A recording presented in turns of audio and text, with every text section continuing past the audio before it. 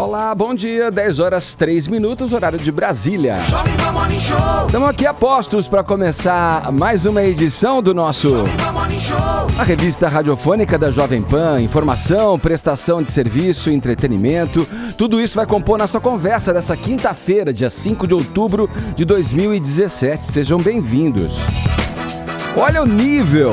Em documento que rebate as acusações da Procuradoria-Geral da República, a defesa do presidente Michel Temer compara Rodrigo Janot a um pistoleiro com conduta imoral e indecente. A polêmica do museu. Ministro da Cultura diz que houve crime na exposição do MAN, em que uma criança interage com um artista nu. De acordo com Sérgio Sá Leitão, o episódio configura claro descumprimento do Estatuto da Criança e do Adolescente. Realidade e ficção. Hoje você vai conhecer em detalhes a verdadeira Bibi Perigosa, a personagem de Juliana Paz da novela A Força do Querer. Fabiana Escobar, cuja vida serviu de inspiração para a autora Glória Pérez, é a nossa convidada nesta manhã. Bibi Perigosa, Bibi Perigosa, Bibi Perigosa.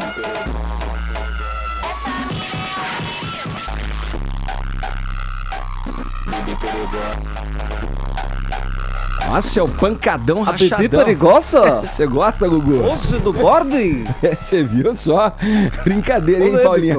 É o Gugu entrou, né? Gugu ficou animado, hein? É. E aí, temos uma hashtag pra chamar de nossa? Olha, Ed, hoje a gente vai para os assuntos mais comentados deste país com a hashtag Qual é? Bibi Perigosa no Morning. E eu tô gostando muito dos GIFs aqui que o pessoal tá postando, perguntas. Eu vou ficar ligada aqui no Twitter pra interagir com vocês, mas é você aí, twitteiro, que vai levantar nossa tag, hein? Hashtag Bibi Perigosa no Morning. Tá falado. E outra forma de interagir, você já sabe. 11 931 7009 é o nosso WhatsApp.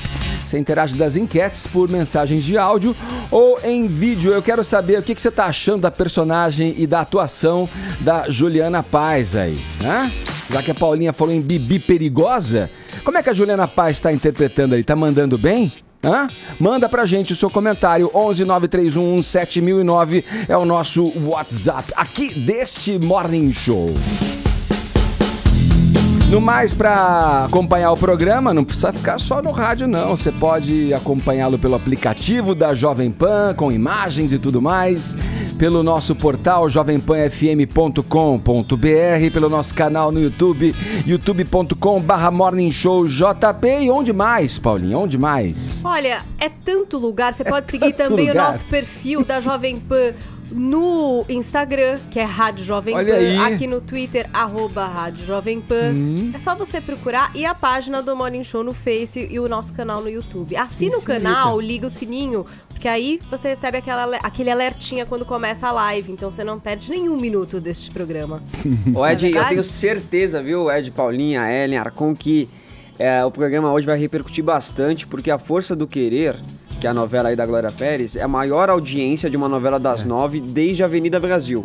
Caramba. Tá dando 45, Você é noveleiro 46 já de sempre, pontos né? de Você média. sempre Eu gosto de acompanha. assistir algumas novelas, principalmente as do horário nobre aí, das 9 horas, que são sempre as novelas que tem mais assuntos polêmicos, Mais né? carga dramática. E a Glória Pérez realmente tá fazendo um texto incrível. Tenho certeza que hoje a Bibi Perigosa vai falar muito sobre isso. Vai lá, comente sobre Juliana Paz aqui, como é que ela tá atuando, se tá indo bem ou não. Mande o seu comentário em áudio ou em vídeo, seja objetivo, tá bom? Pra gente colocar o maior número de mensagens possível aqui nesse Morning Show, que tá apenas começando.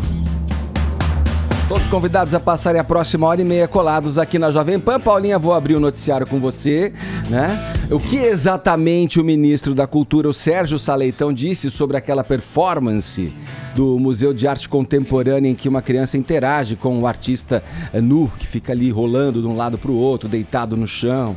Olha, vamos por partes, não é verdade? Na quarta-feira aconteceu uma reunião do ministro com parlamentares de frentes religiosas da Câmara. Então, a evangélica, católica, apostólica romana e defesa da família. Foram lá, esses caras, exatamente para cobrar uma posição, né? O que é que você achou disso? a Veja publicou até vídeos da reunião, então não é nem que a gente está aqui em aspas. É na boca mesmo do ministro que ele disse. Ele começa falando que ele não está dando uma opinião institucional, mas uma opinião pessoal? Dele.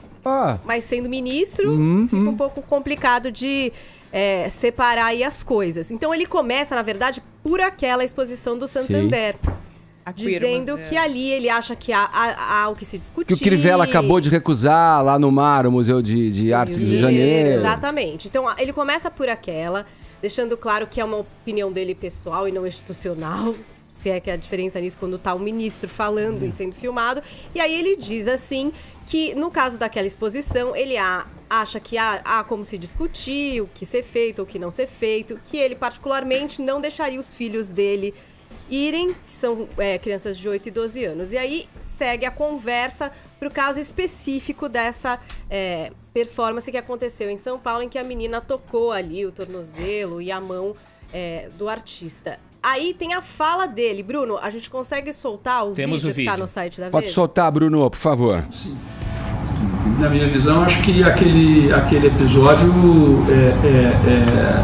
apresenta ali um claro descumprimento do que determina o Estatuto da Criança e do Adolescente. Agradeço as respostas. E aí segue... eu só fiz as perguntas. E aí segue a conversa e tal, entre eles, dizendo, olha, então, você viu que o parlamentar já se posiciona, né? Que bom que o senhor falou isso. Então, se vai contra o Estatuto da Criança e do Adolescente, seria um crime, né? Então foi isso, acho que foi a primeira vez que a gente vê o ministro da Cultura se pronunciando a respeito disso. Mesmo ele tendo falado que é uma opinião pessoal e não institucional, fica bem posicionado, né? De não ter... Claro, ele tá falando pela entidade, pelo ministério que ele representa, né?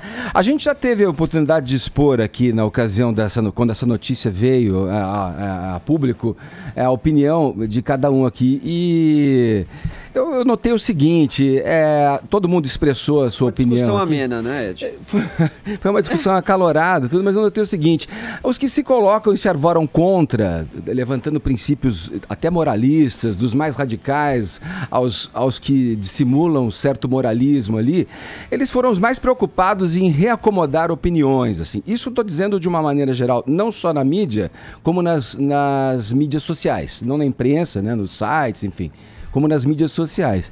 Eu já expressei a minha opinião aqui. Eu acho que associar isso à pedofilia, associar isso à pornografia, então, é importante... no mínimo uma desonestidade intelectual. Isso é uma opinião pessoal também. É importante ressaltar, Ed, que esses parlamentares que foram até lá, eles entregaram um documento para o ministro Saleitão. Sim. E nesse documento eles dizem exatamente isso, que as exposições trazem apologia à pedofilia, zoofilia, referências racistas, vilipêndio à fé e ao sentimento religioso. Então, essa foi a documentação que os parlamentares entregaram ao ministro para ter o contexto dessa conversa aí. E aí não entrariam aquelas questões da lei que dizem respeito à questão da classificação etária, a classificação das pessoas que podem assistir à exposição, entrar numa exposição, é isso que eu coloco aqui. O que vocês acham? Teremos outra discussão acalorada. Você se colocou contra, você achou que aquilo era... Eu achei aquilo um absurdo, porque as pessoas falam, eu não levaria o meu filho, mas...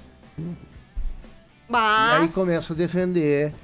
Não, tudo bem, E eu lembro que vocês aqui, e é por isso que eu queria... Você falou reacomodar a opinião, eu já queria saber se vocês, Ellen e Edgar, reacomodam... Eu não referi a você... Diante, não. Não, isso aqui Augusto, é uma conversa, veja bem. Eu acho que você teve uma posição muito definida, inclusive. Peraí, isso aqui, somos amigos, estamos conversando aqui como se estivéssemos numa mesa de bar, tá? Que é onde se dá a discussão mais democrática. O que eu digo é o seguinte, vocês falaram bastante que tava a mãe...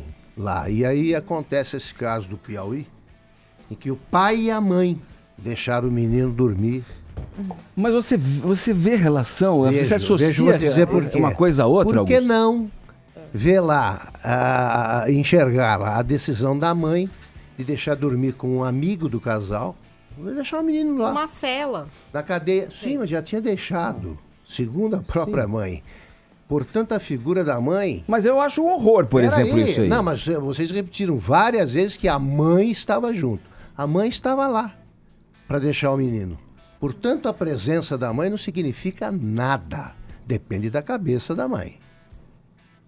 Por que não enxergar lá, se tudo depende dos nossos olhos, e se a gente olha as coisas, a malícia está na gente, por que não enxergar, no caso do Piauí, uma bonita demonstração de amizade de um cara que, já que o cara tá tão só e ele ajuda o casal com dinheiro e tal, por que não deixar o menino dormir lá? Onde está a maldade? Bastante óbvia. O artigo 26... Peraí, por que não enxergar uma bonita demonstração de amizade? O artigo 26 da Declaração Universal dos Direitos Humanos da ONU diz que é prioridade na escolha de gênero da educação das crianças, a prioridade é dos pais. Quer dizer, os pais têm a prioridade de escolher o que vai ser ou não correto na educação dos filhos, e isso é o que se diz em termos universais. A ONU preconiza isso. Agora, a gente sabe, e todo mundo sabe, que existe uma questão aí que é a do bom senso.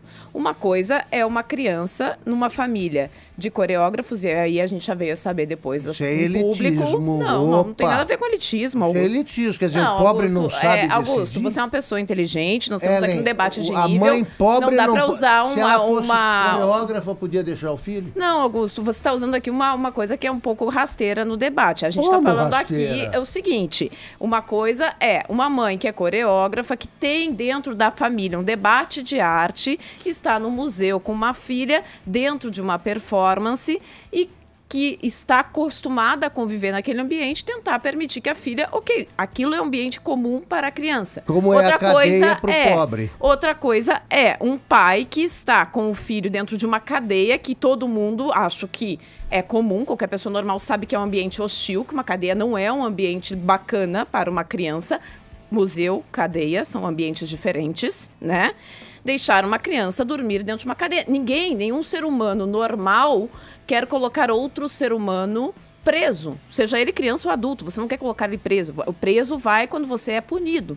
Então, assim, isso é uma coisa óbvia, me parece. Por exemplo, não acho normal deixar uma criança palpar estranho. Né? Ô, Augusto, deixa eu te fazer uma provocação. É uma coisa meio nessa nossa conversa óbvia, aqui, democrática. assim, né? Se fosse uma mulher deitada ali e o menino engatinhando, segurando o calcanhar desta mulher... Se fosse uma mulher, as feministas diriam que isso aí é uma exposição muito errada do corpo humano, que a gente vê a mulher como um objeto. Eu sou feminista e se uma mulher estivesse ali por vontade fazendo a arte dela, não diria isso. Estamos exercitando aqui uma situação hipotética ali. Mas a maioria das feministas era contra a capa da Playboy, a mulher posar para a capa da Playboy, tá certo?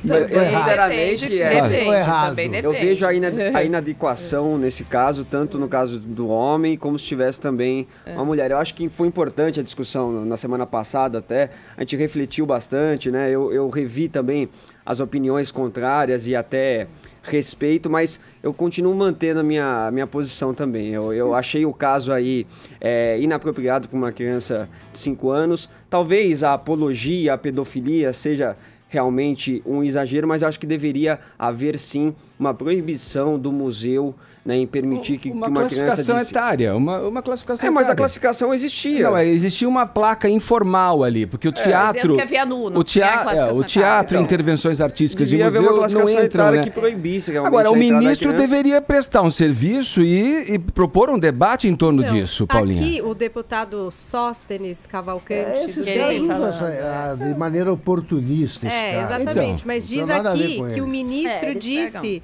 que apresentou ao presidente Michel Temer uma proposta de medida provisória para rever a classificação indicativa de apresentações culturais e que será editada uma instrução normativa em até 3 semanas que vedará a destinação de recursos da Rouanet para projetos que façam apologia a crimes ou atividades criminosas. Então, pode ser que haja aí esse desdobramento, inclusive mexendo com essa questão que vocês estão falando, que é da classificação indicativa, né? Uhum. São coisas que vão surgindo e as pessoas têm que começar a lidar, né? Porque a exposição e interatividade de gente pelada, que já não deve ter tido nesse mundo, né? deve ter acontecido milhares de Vai outras pro Museu vezes. d'Orsay, vai pro Lorangini em Paris, vai pro Louvre. Antes de começar o debate, assim, acho que... Porque, assim, me parece que, de princípio, ninguém ficou preocupado, efetivamente, com a criança. Essa que foi a questão. Não tem problema nenhum você ser conservador ou progressista. O problema é você Eu tá... fiquei preocupado com a criança. Não, me parece que ficaram no seguinte sentido. Quando... Quem começou a propagar o vídeo, né, e sei lá eu com que intenção, a imagem da criança estava exposta, havia toda uma preocupação em... Se não há nada demais. Não, a imagem da criança é um problema, Augusto. Ué, a imagem mas não da criança fazendo é um nada problema. demais se você você expor mostrar a imagem da no criança Play é um Center problema. antigo. A gente não expõe a Tinha imagem da problema? criança, né? Ninguém expõe a imagem da criança. No Play Center, no Dentro do debate que se tomou, com o ódio que se tomou, é um problema. A criança não maliciou absolutamente nada. Agora, ela foi colocada no meio de um debate de ódio e de malícia que foi terrível na semana passada. E todo mundo partiu de um pressuposto de um julgamento sem entrar em nada mais profundo. Sobre a criança, né? que apareceu Nada mais profundo. debaixo de um estrado. Então, isso é de um complicado. preso, Isso é complicado. De um preso né? Isso é complicado.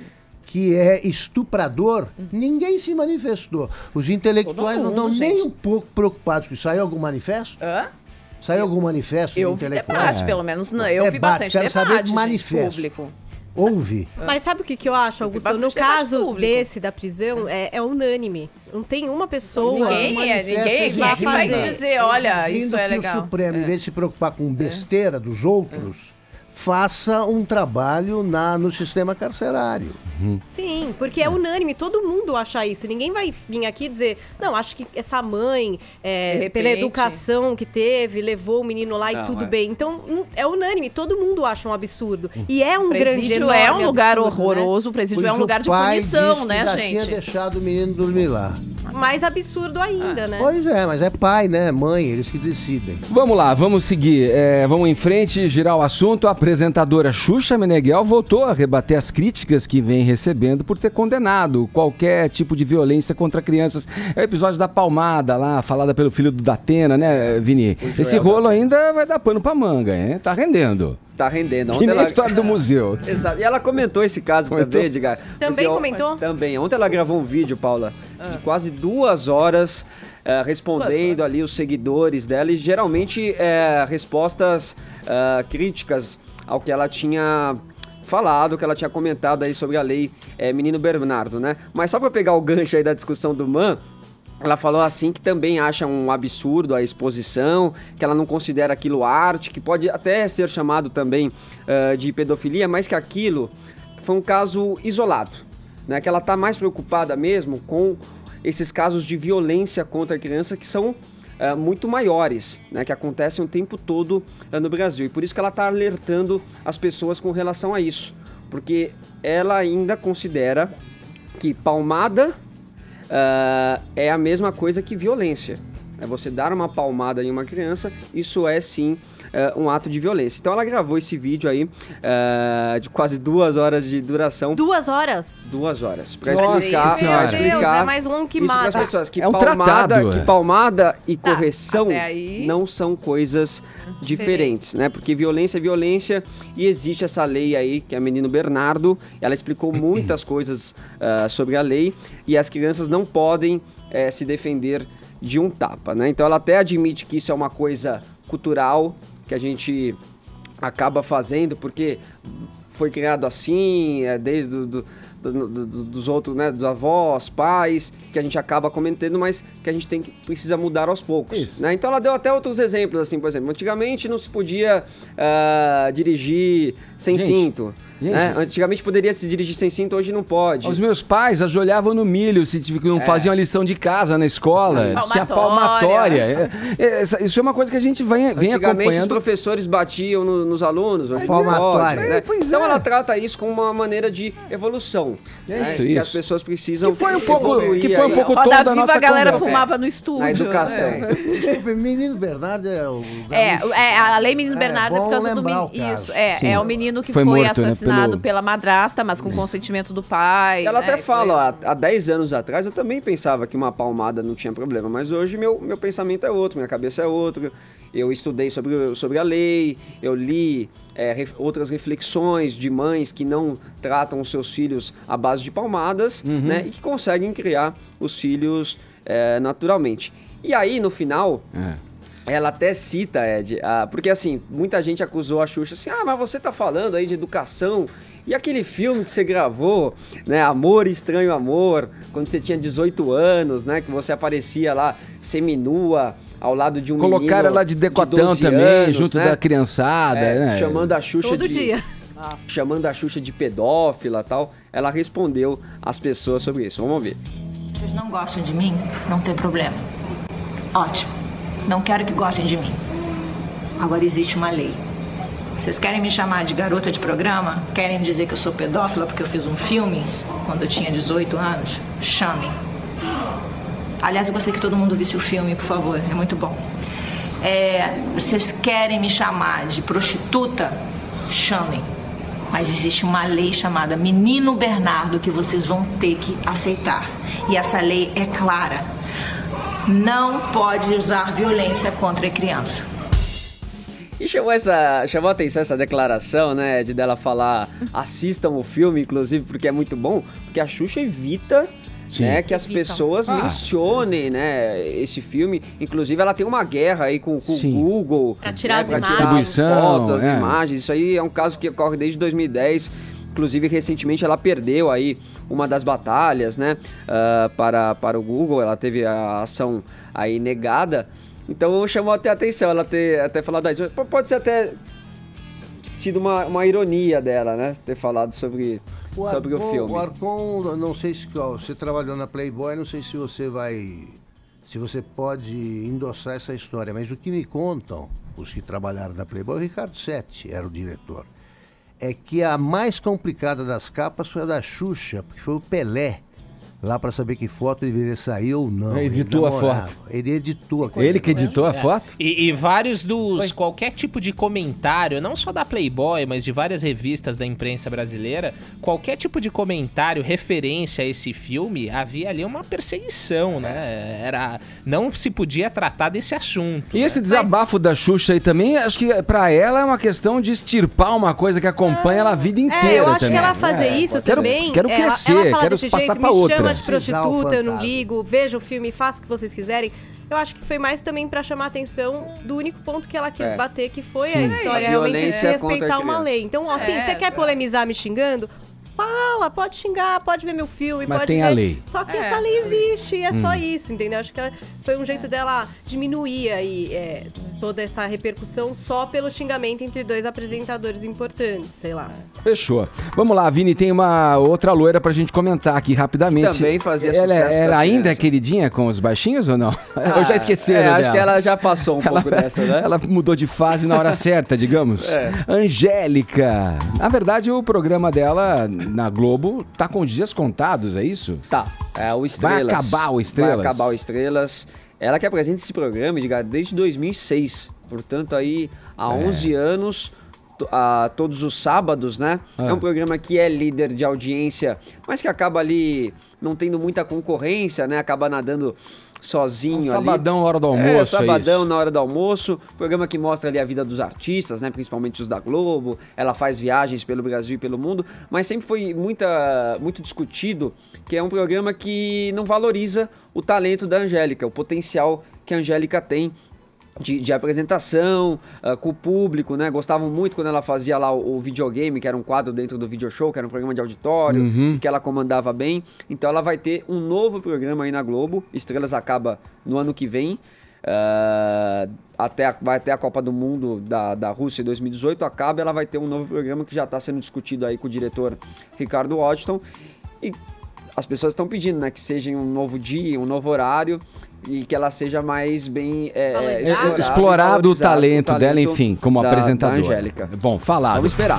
Vamos esperar. O assunto agora é política. No Morning Show, os advogados de Michel Temer entregaram ontem à Câmara um documento que rebate a segunda denúncia da Procuradoria-Geral da República contra o presidente da República. Zé Maria Trindade, nossos olhos e ouvidos na capital federal. Muito bom dia, Trindade. Qual que é o conteúdo desse documento? Pois é, muito bom dia, Edgar, bom dia a todos. Olha, Edgar, existe uma máxima popular de que quando você for construir, observe ali a marca da última enchente, porque ela sempre volta, algum dia ela volta naquela marca, né? Então é assim na atividade política e na atividade também de defesas, né? De defesas de acusados.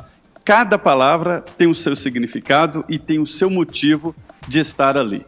A defesa do presidente Michel Temer, que foi apresentada ontem na Comissão de Constituição e Justiça, é assim, cheia de adjetivos. A defesa se reuniu com o presidente Michel Temer durante uma semana e decidiu fazer ali o que se chama de defesa para leigos, né, para não juízes, que são os advogados. E aí pesou nas tintas e decidiu atacar o Procurador-Geral da República na época da apresentação da denúncia, o ex-procurador Rodrigo Janot. E aí foi porrada para todo lado, bateu até no Rodrigo Janot, chamou de pistoleiro, disse que os delatores, na verdade, eram pistoleiros contratados pelo Rodrigo Janot, que depois não aceitavam recuar porque já tinham tomado ali raiva da encomenda, né?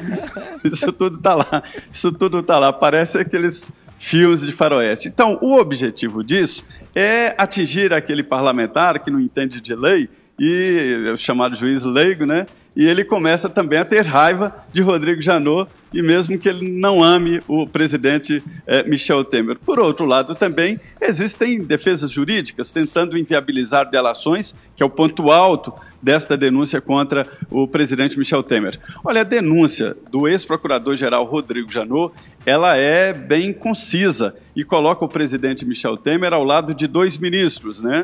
Eliseu Padilha e Moreira Franco. Mas a denúncia original desta quadrilha denunciada, né, o bando criminoso, inclui Gedel Vieira Lima, que está preso, inclui Henrique Eduardo Alves, que está preso, e inclui o ex-presidente da Câmara, Eduardo Cunha, que também está preso. Então, é uma denúncia muito maior. E ela foi apresentada na Comissão de Constituição e Justiça, né, que é o próximo passo, com um grande estardalhaço, e foi muito criticada exatamente por isso. Dizem os deputados que não vão votar com o presidente Michel Temer de que a defesa ela é muito frágil, porque em vez de defender o presidente Michel Temer em formação de quadrilha e de grupo, bando criminoso, que mudou de nome, né, e obstrução de justiça, prefere atacar o ex-procurador Rodrigo Janot. E olha, ele não quis se defender, viu? Não falou nada até agora. Tá viajando, né? Tá fora do país. Augusto, você vê, vários adjetivos foram usados para desqualificar o ex-procurador-geral da República, né? Alguns até de forma, digamos, merecida por conta dos deslizes que ele, né, cometeu na condução dessas denúncias, tudo. Você acha que o Janot, ele na verdade já deixou o cargo, mas a cabeça do Temer não deixa o Janot, né? Certíssimo. Concordo com isso, concordo. E também lembro o seguinte: ele usou contra o ex-procurador, não quando estava ainda no cargo. Porque na casa de ex, como dizem os políticos, nasce capim. Ninguém vai lá. Ninguém vai se solidarizar com o Janot agora. Como ninguém vai se solidarizar com o Temer quando ele for ex-presidente. Aí vem o troco também, aí eles não vão usar esse tipo de palavrório porque serão processados e provavelmente condenados. Isso não é para usar. Vocês sabem o que eu penso do Janot, não sou um admirador dele, longe disso. Mas você chamar aí de pistoleiro e tal, eu queria ver essa coragem no exercício do cargo, que daria um resultado totalmente diferente. Totalmente diferente. Agora o Temer vai chegar a vez dele também. E ele é um homem brando, temperamento brando. Isso daí foi escrito... Todo esse palavrório mesmo, foi escrito por pistoleiros, né? Você vê ali uma vírgula do Moreira Franco, um parágrafo do Padilha e assim por diante. Tá certo. Trindade, mais alguma coisa a acrescentar para a gente fechar? Sim, sobre isso é que eu me esqueci de falar, que apesar de ser um só processo, são 3 defesas, né? Porque há ali a definição do crime de cada um, mas o julgamento será num só parecer. Então foram 3 defesas, a do presidente Michel Temer e a dos 2 ministros. E a partir de agora, Edgar, ele abriu mão de um espaço aí de defesa, indicando que quer pressa, e agora é com a Comissão de Constituição e Justiça. E o relator, o deputado Bonifácio Andrade, disse que sai do PSDB, mas não larga a relatoria.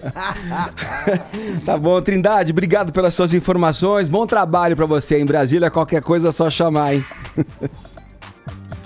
Valeu, Trindade falando com a gente da capital federal. Agora 10 horas 33 minutos, horário de Brasília. Como é que tá nossa hash aí, Paulinha?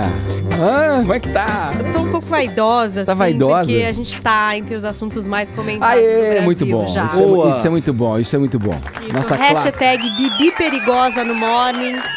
Vocês podem continuar tweetando com perguntas, com fotos, vídeos, gifs, tudo que vocês quiserem. Porque hoje tá valendo o prêmio aqui no Twitter. Convidei até a Glória Pérez aqui pra ouvir o Morning. Ela Glória Pérez, ela é sempre ativa no Twitter, né? Quem sabe?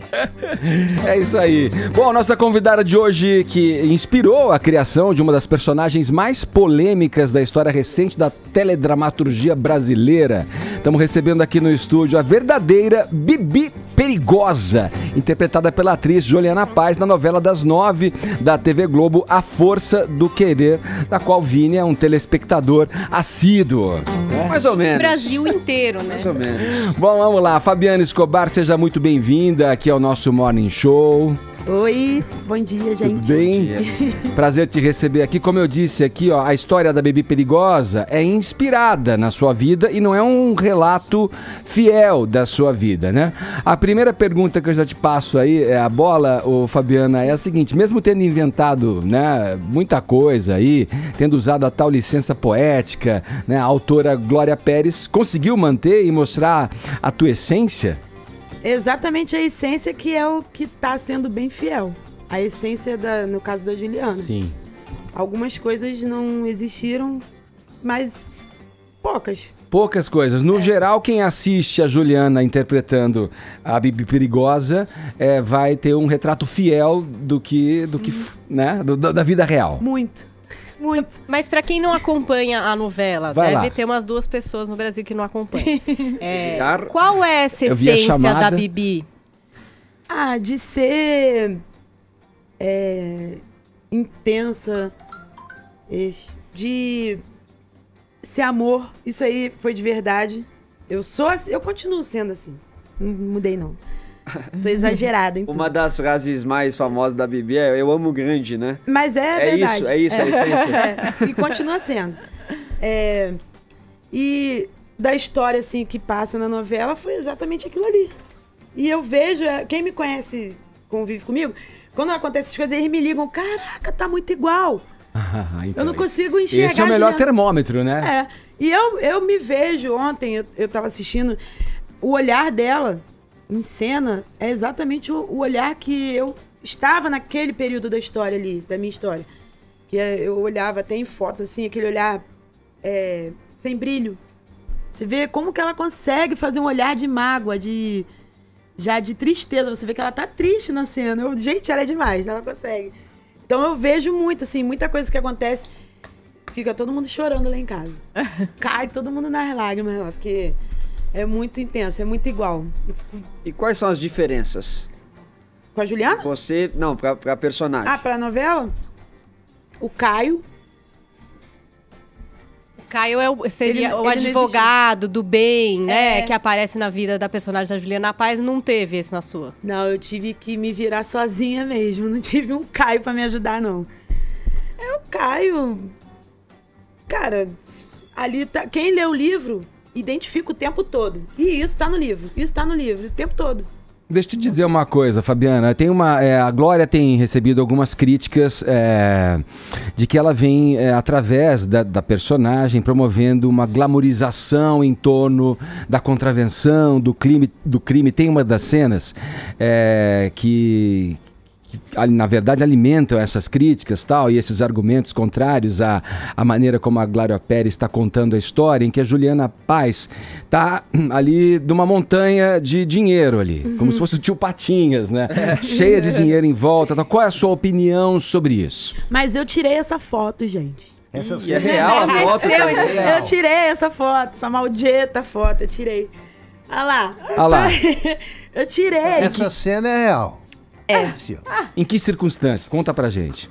Eu tava na verdade, eu não tive 100%, a culpa não foi só minha, assim. Eu estava em casa, tirando foto com meu laptop, meus perfumes, que é coisas que... As únicas coisas que eu podia me apegar em casa, porque... a polícia tá chegando. Eu pegava a mala, que cabe na mão, e vai embora. Então, eram meus perfumes, o laptop por causa das minhas fotos, meus telefones e corria. Então, era o que eu gostava ali. Eu não podia me apegar à televisão, a guarda-roupa, a geladeira de não sei quanto, não. Tinha que correr. E eu tava tirando foto com isso na cama. Todo mundo, tinha umas 5 pessoas comigo no quarto, assim, amigas, tirando a foto. Aí ele chegou com dinheiro e falou, bota o dinheiro aí. Aí pra quê? Aí eu fui na onda dele, tirei. Jogou pro alto, fez a montanha. Todo mundo tirou a mesma foto, só a minha que deu B.O. Fiquei com a raiva, todo mundo tirou.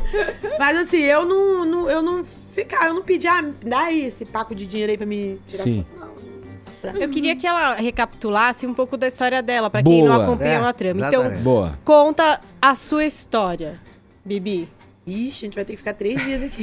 Assim, uma sinopse, lembrando. Dá uma resumida. Eu não consigo resumir muita história, não. Não, vamos lá. Assim. De 10 em 10 anos, a cada década, vai. Um pouquinho. A minha história, assim, antes da novela, eu sou uma pessoa nascida e criada em comunidade, né? No Rio Comprido, que é a zona norte do Rio. Que é o Falete Fogueteiro, até um beijo pro pessoal de lá, que eles ficam felizes com a novela. Assim. E na minha adolescência eu dei uma escorregada, né, como muitas adolescentes ali, e tive um namorado, que eu era apaixonada por ele, que era apaixonite de 12, 13 anos, e ele morreu. E eu com 15 anos eu tive que reconhecer o corpo dele, porque a mãe dele não conseguiu. O cara era do crime. O cara era, como contado na novela, o cara era da contravenção.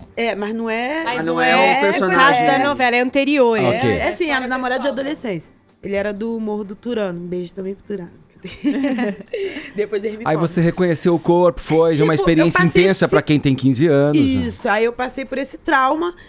E aí eu fiquei com pânico dessa relação de bandido, coisa... E botei um ponto final, falei, eu nunca mais vou enterrar ninguém. E foi o que eu fiz, eu fui estudar, fui concluir o ensino médio, porque eu tinha parado por causa dessas coisas de namorico. Aí voltei, terminei o ensino médio, aí casei com o meu ex-marido. E ele estudando também, entrei pra faculdade. Eu falei, eu não tinha um vínculo com nada errado, nada. Eu tinha pavor, eu não gostava, eu conhecia, eu morava ali, eu via todo mundo. Mas aquilo me incomodava, porque como se tivesse me roubado alguma coisa. Enfim, por isso que no começo da novela, eu acho que ela tentou passar essa coisa da Juliana ter uma... Né, você vê como é que ela falava de preso, do namorado da mãe, que não queria. Ela queria passar isso, porque ela tinha uma aversão àquilo, ela não queria aquilo. E aí, de repente, meu ex-marido foi e se envolveu depois de 12 anos de casada. Com uma vida certinha. Se envolveu com o quê, Vivi? Com tráfico. Tráfico. É nesse personagem que o Rubinho é baseado. Ou não? Ou é a junção desse seu primeiro namorado com o outro? Sim. É isso? Porque teve algumas coisas que aconteceram com o Rubinho. Na verdade, quando você lê o livro, você vê que aconteceu com o meu primeiro namorado. E ela juntou. O Rubinho, na verdade, ele é uma junção de vários. A fuga dele do hospital foi daquele Fat Family, né? Uhum. Que foram resgatar ele. Então aquilo, ele não é inspirado nele. Assim, ela é 100% eu, a Juliana na novela. Ele não. O envolvimento com o tráfico aconteceu. Sim, aí foi uma escolha... O seu envolvimento. Inicialmente foi uma escolha dele. E eu, já 12 anos casada, com 2 filhos, nem passava assim, vou largar meu marido, falou? E você tinha uma atividade tua, comercial, você tinha feito faculdade? Na época eu trabalhava no presídio. Sim. Aí... Tava terminando minha monografia, que eu estudava na UFRJ, fazia serviço social, não era direito. Aí ele foi preso, eu já não vou mais no presídio, porque os DESIPs iam ficar implicando comigo. Ele falou, mulher de preso, entrando aqui, funcionário. Aí eu parei, e a faculdade eu tentei, só que aí ele fugiu, ele foi preso em julho, fugiu em dezembro, e aí começaram a ameaçar. Ô, Fabiana, me conta uma coisa. Muitas vezes a iniciação ao crime tá ligada à falta de oportunidade. E esse seu ex, em algumas vezes, vamos lá. E esse seu ex-marido, ele era carteiro, não era? Isso. E estava estudando matemática. Por que você acha que depois de tanto tempo ele decidiu percorrer esse caminho do crime? Fazer um M desse, né? Assim, eu não acho que é por falta de oportunidade. Eu acho que é por oportunidades que estão mais próximas da pessoa. Porque às vezes você tá aqui, tem uma oportunidade honesta, mas muito distante, e tem aquela oportunidade que não é honesta, mas ela tá ali na sua porta. Você não precisa ter faculdade, nem ensino segundo grau, você não precisa estar arrumado, você não precisa estar bonito, não precisa nada. Só você falar, eu quero. Exemplo, o tráfico. Então, por essa dificuldade de você acessar uma oportunidade que vai te dar mais trabalho de você conseguir, vai demorar mais tempo, às vezes as pessoas acabam entrando, que é uma pena, né? E ele, eu sempre digo isso pra todo mundo, ele era trabalhador, estudante, saía de manhã, chegava quase meia-noite, que a faculdade dele era à noite. Ele achou que ele poderia fazer assim, eu vou apresentar o fulano, o ciclano, como vários fazem isso. Fazendo ponte, achando assim, não, eu não sou o bandido. O bandido é ele. Eu só tô apresentando, mas eu sou trabalhador. É uma ilusão, porque na hora que a bomba estoura, vai todo mundo junto. E ele entrou nessa de achar que ele não tava fazendo... Ele não era o bandido eram os dois, o que tava vendendo, o que queria comprar, ele só apresentou. Ele fazia a ponte, fulano tá... Ele foi preso por causa de escuta. E nós estamos tendo um contato aqui com a conversa com você, Fabiana, com a real situação do Brasil. Porque é fato que passa pela nossa cabeça que esse corre glamourizado, né, que muitas vezes chama para o crime, pessoas que estão levando uma vida correta, ele é real e é o que mais cativa essas pessoas, é a facilidade, como você falou, basta você querer. Tá ali à disposição. Então você muitas vezes tem situações em que as pessoas entram nessa, vou fazer uma aqui rapidinho, vou conseguir aqui me dar bem aqui e vou já sair fora. E muitas vezes não consegue mais. Acaba com a vida dele. Acaba com a vida. Você, para compor a personagem, encontrou muito com a Juliana e com a Glória? A Glória, sim, pra mais. Passar informações para elas? A Glória eu converso com ela desde 2011. A novela começou para mim já há muito tempo. E como é que vocês se conheceram, Vivi? Ela te procurou? Ela, na época, ela estava pesquisando pro Salve Jorge e ela achou meu blog. Porque eu comecei a escrever um blog porque minha cara apareceu no Fantástico. E eu já estava separada. E a polícia começou a ir de novo na minha casa todo dia. Aí eu falei, e começaram a me xingar. Aí eu ficava tentando conversar com a pessoa, falando, mas eu não tô mais, eu tô fazendo outra coisa. E aí eu respondia pra um, respondia pra outro. Falei, quer saber? Chega, eu não tô conseguindo. Aí eu falei, então eu vou escrever tudo, todo mundo lê, depois fala o que quiser. E aí foi aí que ela leu meu blog. Aí ela compartilhou no Twitter falando, o blog é interessante, que é a visão do tráfico pela mulher e tal. E alguém me mandou o print, aí eu fui agradecer e ela começou. E a gente conversava pro Salve Jorge. Dicas, assim, do dia a dia, né? Porque tinha uns personagens que eram de comunidade. Aí ela falou, Bibi, não... Tira o do blog e publica o livro. Eu falei, tá bom. Aí em 2012 eu lancei o livro.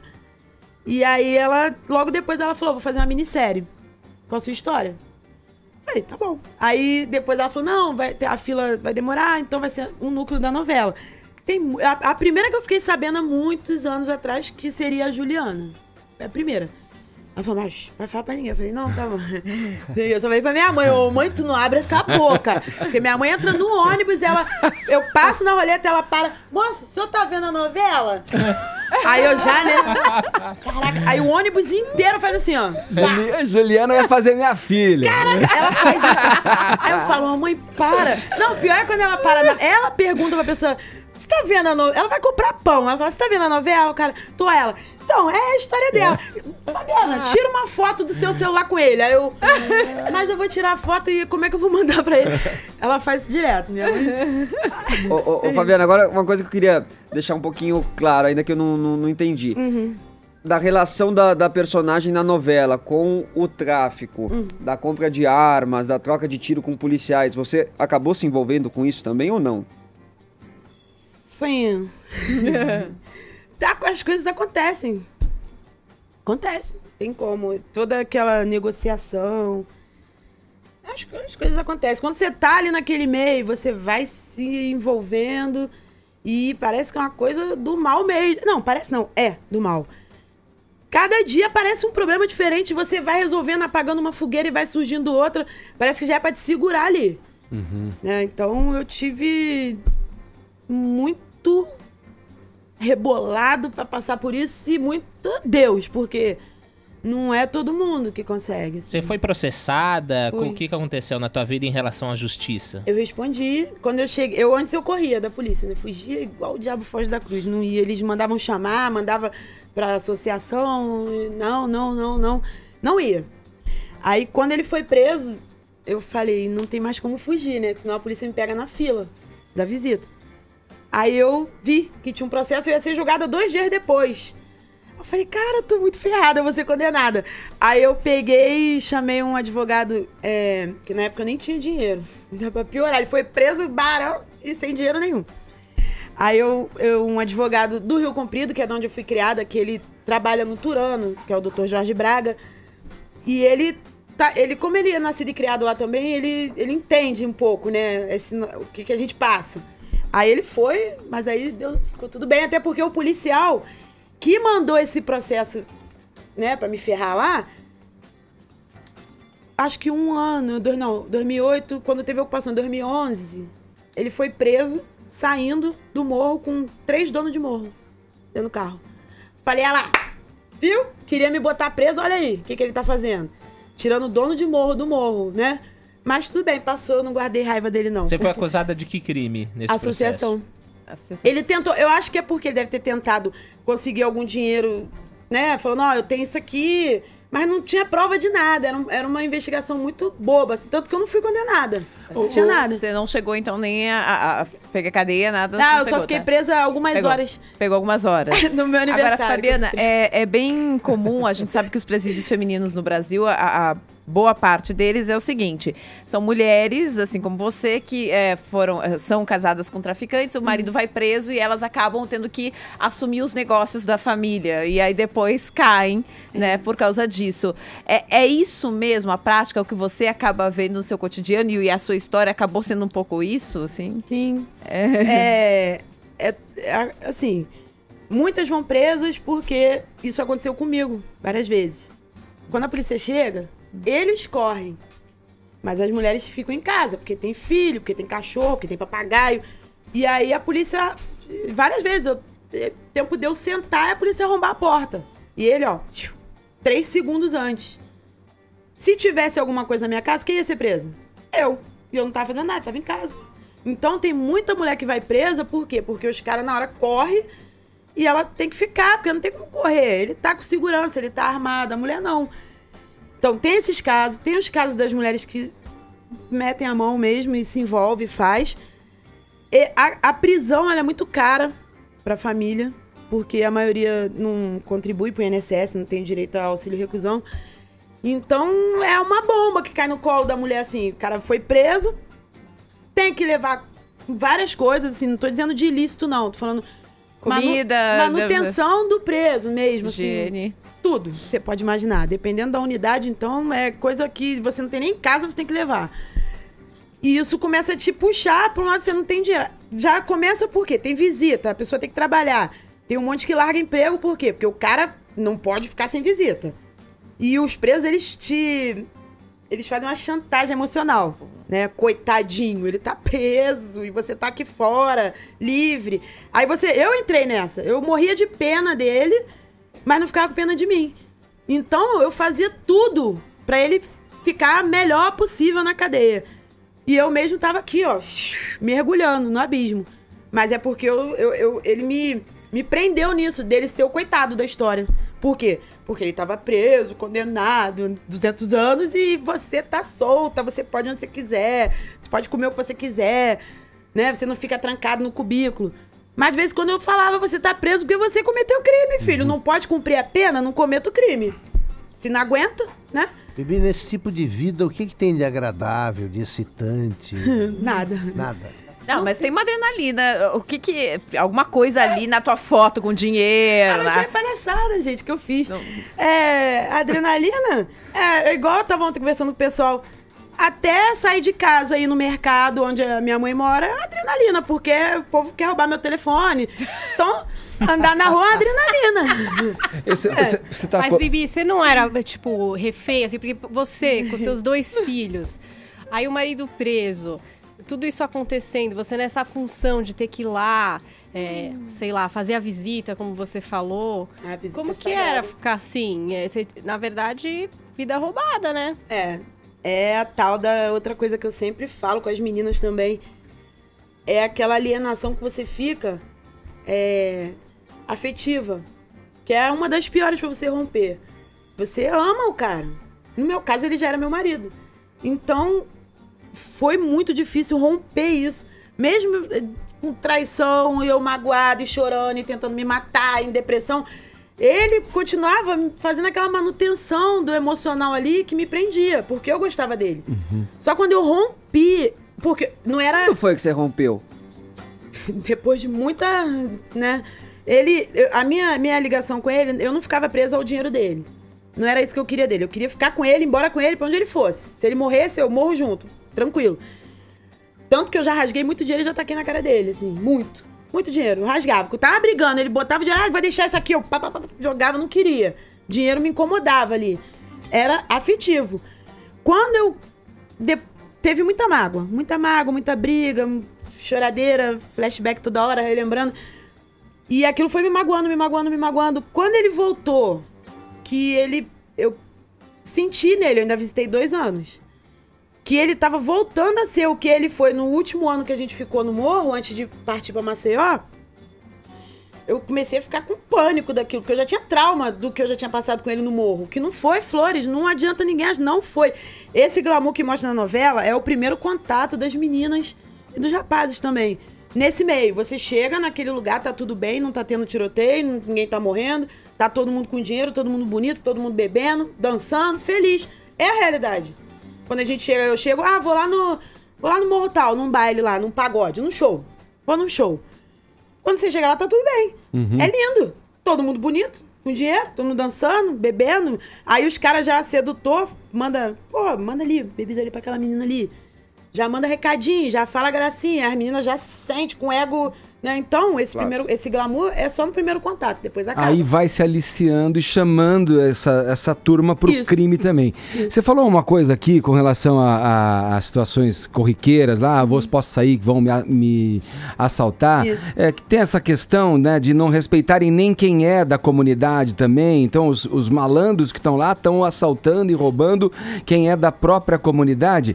E eu já emendo... No morro não acontece muito, não, na rua. E eu já emendo a seguinte pergunta. Você falou de algumas comunidades e citou o Rio Comprido, por exemplo. Eu me lembro que quando trabalhava ainda no Multishow da Globosat, a sede era no Rio Comprido. Exatamente. E a primeira experiência que eu tive de horror, assim, com a violência no Rio de Janeiro, foi quando eu estava numa reunião lá no Rio Comprido, na sede da Globosat, e em determinado momento a gente parou a reunião e falou assim, para que tá rolando tiroteio. Então você ouvia o zunido atrás das balas que passavam, e isso me deixou muito mal, assim, eu não conseguia nem sair do prédio depois para vir embora para São Paulo. Como é que a comunidade reage e percebe isso no dia a dia? É banalizado, ninguém dá muita importância, mas só fala assim, só mais um tiroteio? Parece que a gente um pouco que acostuma, assim, eu fui criada com isso, então... assim, eu, pelo menos, falar por mim.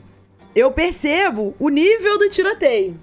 Tem aquele tiroteio que dá 2 tiros, porque a polícia passou lá longe. Tem aquele que é a polícia de fato entrando e trocando tiro. E tem esse que é como tá agora a Rocinha, que é uma guerra interna. Então, tem vários tipos de tiroteio. Você pode... A gente sabe quando... Não, isso aí não é nada não. Deram 3 tiros pro alto e não é nada não. E tem aquele que você sabe que vai rolar horas, que vai ter consequências, assim, né? Então... Mas o pessoal tem medo. Mas eu, sinceramente, gente, eu acho que Deus protege as favelas. Porque não é possível uma favela que tem 200 fuzis trocando tiro. quase não acerta ninguém, não derruba uma casa, .50 dentro da favela. E não cai uma casa. Aí o cara lá em Las Vegas, um sozinho mata 50 pessoas, fere 100. Barbaridade. Pode ser Deus. E eu que acreditava só em ouvido absoluto com relação à música, né? Tem um ouvido absoluto do tiroteio também. Agora, 11 horas, a gente já segue nesse papo aqui com a Fabiana Escobar, conversando com a gente. Ela que inspirou a personagem Bibi Perigosa da novela Força do Querer, da TV Globo. A gente já segue no papo, agora 11h02, horário de Brasília.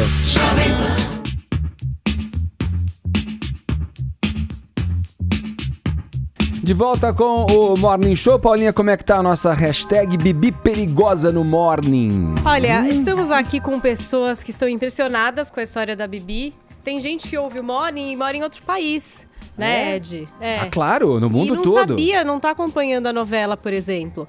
Então, estão conhecendo a história da Bibi aqui através do Morning Show. A gente tá entre os assuntos mais comentados do Brasil. Olha aí, a nossa claque fica muito feliz.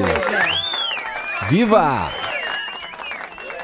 E o pessoal pode continuar aqui participando, hashtag Bibi Perigosa no Morning. É isso aí, Bibi Perigosa no Morning, participe e interaja com a gente, você internauta. E tem prêmio pra quem... O que tá acontecendo aí? Eu tô ouvindo, a Bibi tá ouvindo alguma coisa aí? De onde vem? Eu não, tem uma música tocando. Não, gente, é aqui. Grande Bibi! Tá vendo? Ao vivo, meu. A gente tá aqui batendo um papo hoje com Fabiana Escobar, a verdadeira Bibi Perigosa da novela Força do Querer da TV Globo. E agora se junta a nós aqui o funkeiro Nil, que acaba de lançar um clipe que a gente vai ver aqui, ó. Solta aí, Bruno, por favor. Bibi Perigosa. Bibi Perigosa. Bibi Perigosa.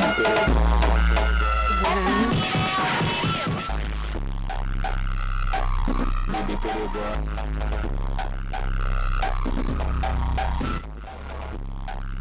Bibi Perigosa.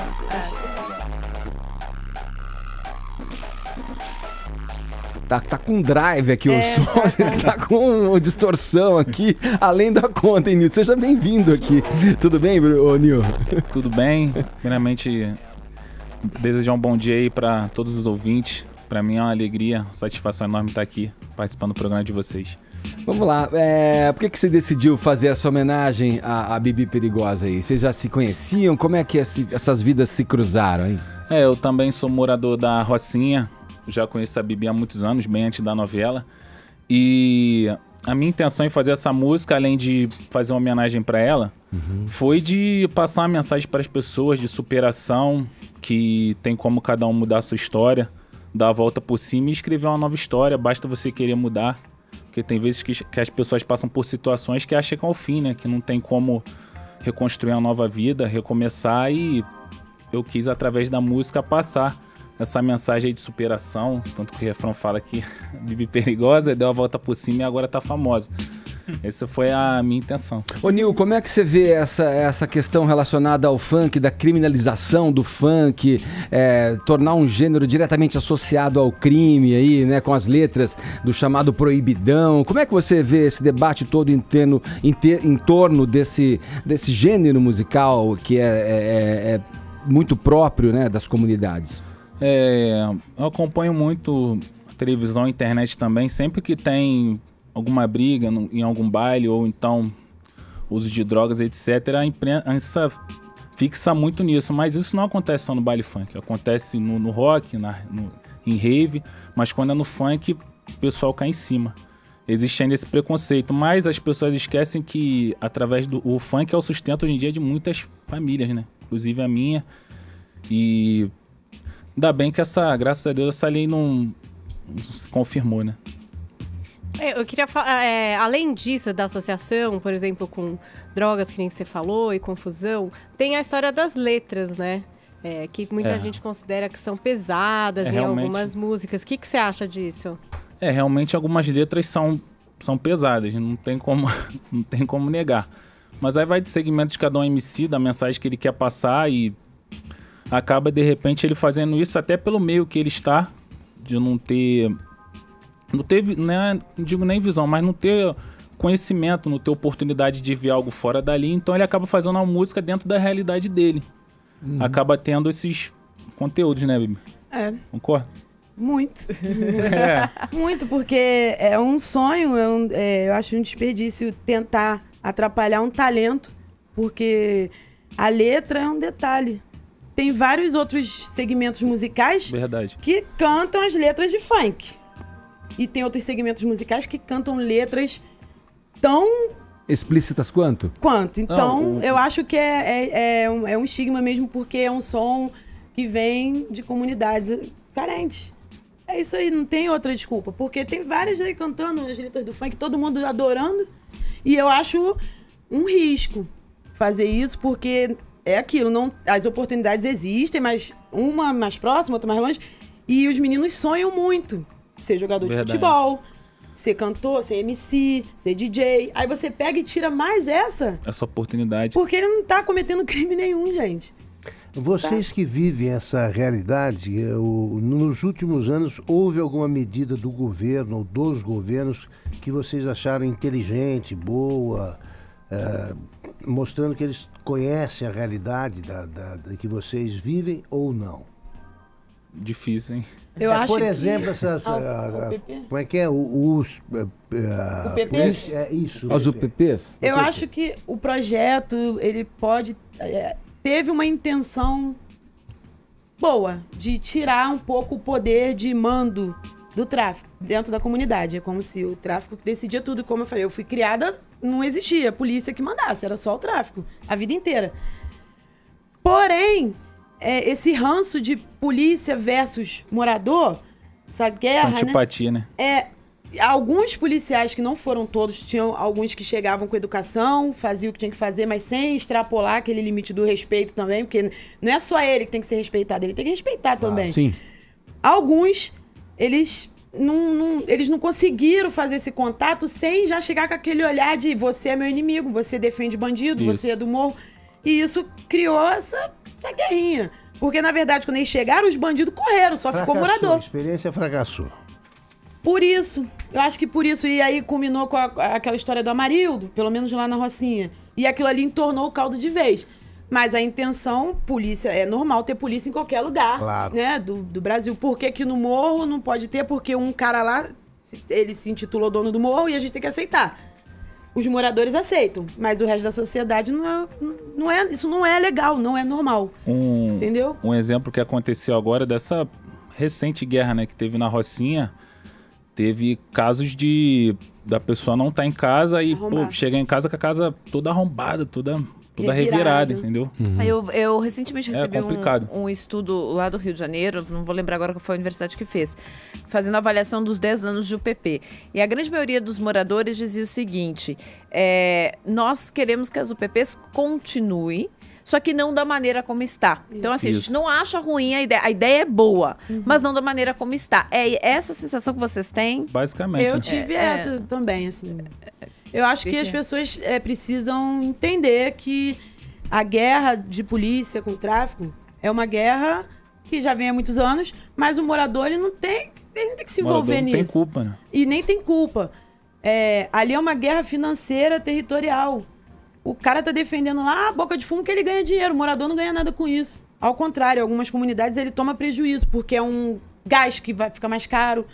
Entendeu? Como tem comunidade que é milícia, que não é nem traficante, é miliciano. Então o morador tem que entender. Isso aí é uma guerra que tá muito acima de porque é daqui, porque é cria, porque é não sei o quê. Não tem que se envolver. Até porque na hora que chega a polícia, né, é complicado. Sim. Então, eu acho que o projeto poderia dar certo, mas é complicado porque até o histórico do Brasil, né, esse ranço de ditadura que vem, polícia versus morador que vem já de pouco tempo, negócio do tráfico, que atrapalhou. E o despreparo de policiais, porque com essa ânsia de vamos contratar, contrata 1.000, contrata 2.000, foram jogando os caras assim, ó, vai. Eles não têm preparo psicológico, eles não têm... Nem na abordagem, né? Eles não têm estrutura, nem educação, nem na abordagem, às vezes, nem educação. Né? Nem educação. Então, foi gente despreparada. Aí, o que adianta? Um oficial que já tá há anos na polícia, que tem aquele equilíbrio para abordar alguém, né? E 5 soldados que acabou de entrar na polícia que não sabe nem dar bom dia direito. Porque ele já fala que parece que vai te bater. Então... Sim. Tem que ter educação, é uma coisa recíproca, né? Porque aí é uma ação-reação. Olha aqui, ó, só pra mostrar aqui o livro em que foi inspirada a trama toda, a personagem da Bibi Perigosa, o livro chama-se Perigosa, quem escreveu foi essa que tá conversando com a gente aqui no Morning Show, a Fabiana Escobar. Chorei muito escrevendo esse livro, gente. Muito. Chorou muito? Muito. Cada passagem era eu chorando, o pessoal, eu ficava na loja e o pessoal passava, eu ia lá beber água. Porque não é fácil você voltar a acontecimentos na sua vida. Rapidamente, como é que você gostaria de ver finalizada essa trama aí? A novela? Como é que você gostaria? Ai, porque a vida real você sabe. Não, o que é a Glória... Com o Caio. Peraí, só um pouquinho. Aqui, ó, nosso ouvinte que tá aqui acompanhando o programa, acaba de chegar aqui com um furo do Google Gloss, dizendo o seguinte... Que a Bibi vai ser presa no último capítulo, é isso? Seria que não vai seguir a risca e seria presa. O que você acha desse desfecho aí, gente? Eu já ouvi dizer também que a Glória vai mostrar que o crime não compensa. E aí? Se isso acontecer? Eu não posso falar muito, mas eu já falo, ela deve ficar tensa, né? Porque eu falo pra caramba. Mas assim... Igual a sua mãe. Mas a minha mãe, porque você sabe o final, é isso? Pior é que eu falo de mim, mas a minha mãe fala dos outros. Tipo, ela me aponta assim, ali ela, todo mundo olha. Tira assim, uma foto com ela ali. E ela quer que eu bata do meu celular. Pega o zap da pessoa. Ela é assim. Maravilhosa. O que ela fizer, eu tô feliz. Se a novela não tivesse acontecido, eu já estaria feliz. Pela amizade dela, porque ela... foi fundamental na minha vida naquele momento que, em 2011, ainda estava no pé de guerra. Então, a confiança dela, o olhar dela, a amizade dela já era o suficiente. A novela, eu assisto zoando, assim, porque o pessoal fica assim, nossa, como é que você se sente na novela? Eu fico assim, pô, normal, tipo... Tudo certo. Por ela, assim, até que se tivesse uma coisa que eu não gostasse de jeito nenhum na novela, eu jamais iria reagir por ela.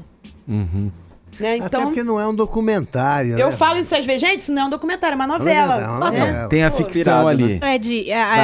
Pra fechar, vai. Rapidinho, eu queria que a Bibi falasse o que hoje ela está fazendo da vida dela, porque todo mundo fica aqui criticando, falando, criminosa. Exatamente, é uma criminosa, vocês estão entrevistando uma criminosa, é assim que as pessoas estão se referindo aqui. Então eu queria saber o que é que a Bibi faz hoje. Como é a vida dela hoje, depois de responder até pelo inquérito aí que tem. E a capivara limpou já? Se é que... Já, tá, meu Renavan tá limpinho. Olha lá. Bem, eu já tenho 3 livros publicados, o infantil, o Perigosa e Linha Cruzada. Já estou escrevendo o 4º, que é uma ficção, um romance ficção científica. Eu tenho um grupo de cinema na Rocinha, que é o Rocinha UD. E a gente produz, assim, na marra, né? Porque não tem muito apoio. Né? É cinema de guerrilha. E é a forma que eu tô tentando na Rocinha fazer uma coisa boa. Não é de hoje, já vem há anos tentando. Né? Mesmo essas pessoas tentando me frear, eles não vão conseguir. E eu pensei, eu não posso combater nada com tiro, até porque eu não quero dar tiro em ninguém, né? Então, o que eu posso fazer é o quê? Criar uma forma, uma referência boa dentro do morro, uma referência de você se afirmar como um ator, como um câmera, como uma maquiadora, como um roteirista. Sim. E ver que é possível ele ser, por quê? Porque é uma coisa feita por nós ali. Então, ele olha pra mim e fala, pô, ela era isso, era aquilo, mas agora ela fez o filme tal, tá gravando um filme de terror. Então, essa é a minha forma de retribuir. Retribuir não, né? Eu não ganhei nada, assim. É o que você quer oferecer daqui pra adiante. Legal. Aqui, Fabiana Escobar conversando com a gente. Também o Nil, que faz o seu funk, que fez o funk em homenagem à Bibi Perigosa. Obrigado a presença de vocês aqui. Sorte, sucesso na vida legal, sucesso na vida verdadeira, na vida boa. Fala, Bibi, você tá olhando alguma coisa? Não, é porque coisa que falou um negócio... É porque eu tô vendo o pessoal que tá assistindo aqui. Você continua interagindo com os seus fãs, então. Mandar um beijo aqui pro Nego do Borel, que ele falou que tá escutando. Nego do Borel. Pode mandar aqui também. Vem aqui no Morning, Nego. E eu quero fazer um convite aí pra todos os ouvintes assistir lá o nosso videoclipe Só botar ali Nil da Zona Sul, Nil com Y, Bibi Fala. Perigosa. Agora, 11h22, horário de Brasília. Foi preso nesta manhã no Rio de Janeiro o presidente do Comitê Olímpico Brasileiro, Carlos Arthur Nussmann. Vamos saber aí, né, o porquê da prisão com o nosso repórter Rodrigo Viga. Ele que fica lá relatando tudo o que acontece na cidade maravilhosa. Bom dia, Rodrigo Viga. Tudo bem, bonitão? Tudo bem, e você? Como é que você tá? Tudo tranquilo? Acompanhando o início da entrevista coletiva aqui na Polícia Federal, e o Ministério Público está dizendo que encontrou e-mails, elementos, um dossiê que comprova toda essa participação do Nussmann e do Leonardo Griner, que era o braço direito no Comitê de 2016, naquele esquema de compra de votos, principalmente que era encabeçada pelo Papa Diak, que era um representante africano de uma confederação de atletismo, e ele seria uma espécie de receptador desse dinheiro para que fosse redistribuído entre confederações e federações africanas que ajudariam o Rio de Janeiro a ser sede dos Jogos Olímpicos de 2016. Meu caro Edgar, ouvinte desse Morning Show, o Nussmann foi preso na casa dele pela manhã, veio na Fleuma, veio de terno e gravata para cá, para a Superintendência da Polícia Federal, mas já vai mudar o modelito. Vai ser encaminhado depois de interrogado e também depois de passar pelo Instituto Médico Legal, é um presídio em Benfica, na zona norte da capital, onde já está preso Sérgio Cabral Filho, e também por lá estão integrantes daquela quadrilha. Mas eu quero dizer para você, ouvinte da Jovem Pan do Morning Show, que há uma interconexão, uma ligação entre a quadrilha de Cabral e o Comitê Rio 2016, porque um empresário conhecido como Rei Arthur aqui no Rio de Janeiro, que tinha muitos contratos com o governo de Sérgio Cabral Filho, é quem seria o repassador dessa verba para o Nussmann, e o Nussmann intermediaria a compra de votos para a futura escolha do Rio de Janeiro como sede dos Jogos de 2016. É complicado, mas é aqui sim que funciona, meu caro Edgar. É isso aí. Obrigado pelas informações, Rodrigo Viga, diretamente do Rio de Janeiro, na reta finalíssima aqui do Morning Show. A gente fala de cinema agora e vamos falar de quê? Blade Runner 2049, que está encabeçando a nossa lista dos clássicos, da lista nostálgica, vai. Só filmes que vão remeter ao passado. Bora, Edgar. vamos a eles. Então tem Blade Runner 2049, com a direção do canadense Denis Villeneuve, super esperado. Seria a continuação de Blade Runner de 82, né? O filme é estrelado pelo Ryan Gosling, mas a gente sabe que tem também outros grandes atores, Jared Leto, Robin Wright e até mesmo Harrison Ford fazendo ali uma participação como o Blade Runner original, né? O caçador de androides. É uma coisa muito maravilhosa. Muita expectativa pra ver como é que vai ser. Então esse é o blockbuster da semana. É um filme que todo mundo quer assistir.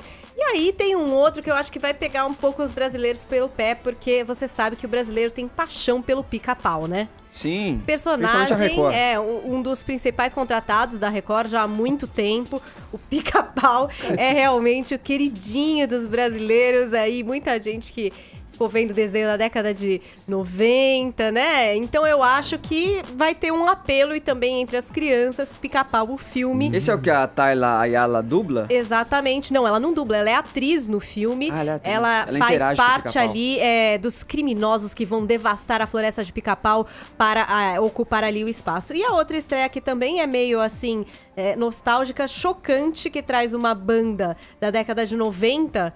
que, depois de um tempo, quer fazer um comeback. O elenco é estrelar. Tem o Marcos Magela, Lúcio Mauro Filho, Bruno Mazeu, Bruno Garcia, Pedro Neschling e também o Tony Ramos. Então vibes anos 90. Essa banda tentando voltar quando eles estão, na verdade, meio capengas, né, Ed? Mas o trailer é bastante engraçado. Tá aí, então, 3 dicas nostálgicas. A Ellen já comprou ingresso pra esse último aí. Porque é comédia nacional e ela adora. Vamos lá, ganhadores aqui. Vamos lá, rapidamente. Antônio, São Paulo. Vai, quem mais? Antônio do WhatsApp, Paulinha vai falar aí com o Twitteiro ganhador. Já tem aí, Paulinha? Não, eu vou ter que ver aqui, Tá eu bom. vou ver, vou conversar aqui no Twitter, vou escolher um ganhador de hoje. Faça a aferição e retorne aos nossos internautas. E assim a gente termina mais uma edição do Morning Show, prometendo voltar quando? Amanhã, às 10 da manhã, aqui na Jovem Pan. Tchau. A gente falou pouco hoje.